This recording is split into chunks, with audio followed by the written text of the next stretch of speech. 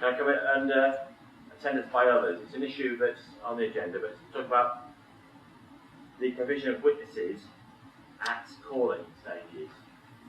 The Centre for Public Scrutiny says that there's unlikely ever to be time because the call-ins are a strictly time-limited process to allow a decision to be looked at, and the view is taken by some authorities that that's inappropriate because there's never been enough time to get witnesses, and also because the call-in must be based on existing evidence.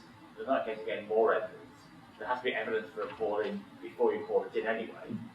So the issue is about witnesses, and to do witnesses properly, as we know, particularly for policy reviews, that you have to spend some time on that to work out who are the right witnesses, are they available, are there other witnesses you don't know about, how can they be contacted?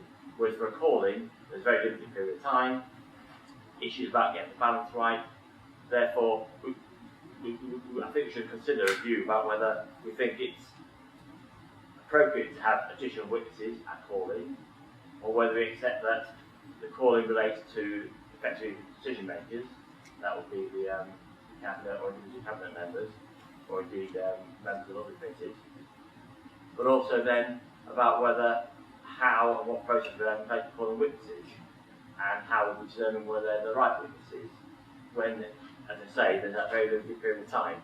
Now, I would suggest that the general rule is that you don't have witnesses, because if you've got evidence for a call-in, that should be sufficient for members to consider to say, I think it should have been called in for the following reasons. I'll explain the reasons why I want it called in. You shouldn't need really additional witnesses to support that. I wouldn't have thought. But I just put that forward as a view.